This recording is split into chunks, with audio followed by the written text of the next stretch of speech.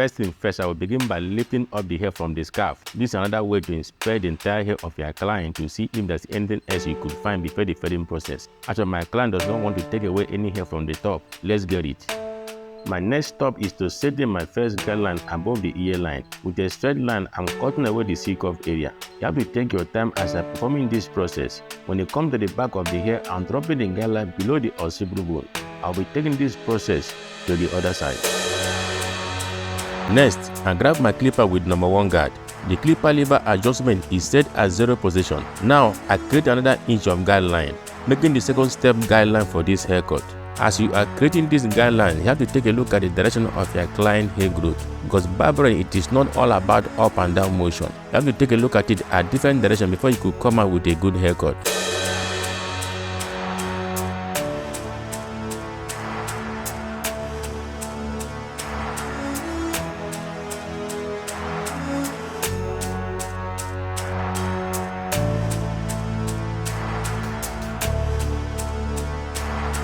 Now I drag my clipper lever to a full lever position with no guard. Now that the 2 guidelines have been created, it is time to add a transition to begin the fading process. Starting below the line and push to the line. Make sure that you are pushing to the full length of the blade.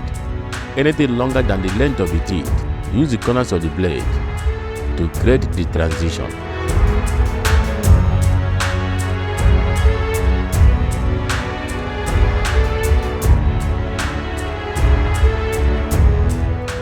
Don't try to erase the guideline at one push.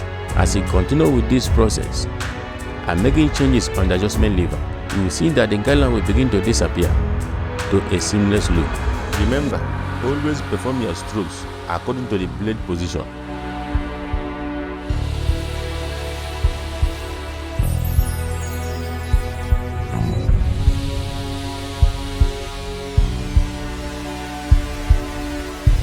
This is 1.5 guard. This is the last guard that I will use for this haircut, because my client does not want me to take anything out from the top. The lever is set at full lever position. Now I begin the fading process. I will be stretching this blade a lot, making sure that my blade reaches to the parental area.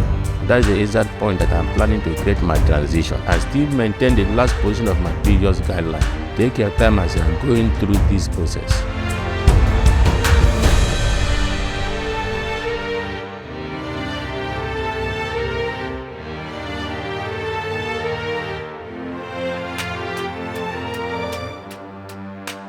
Now I'm going with the grain, making sure that the side connects to the top seamlessly. I will continue with this process until I'm happy with the result. I will be switching to number 1 guard and continue fading down the process, and I will be going back and forth with the adjustment lever. As you see changes on the fade, I will continue with the process until this fade comes together.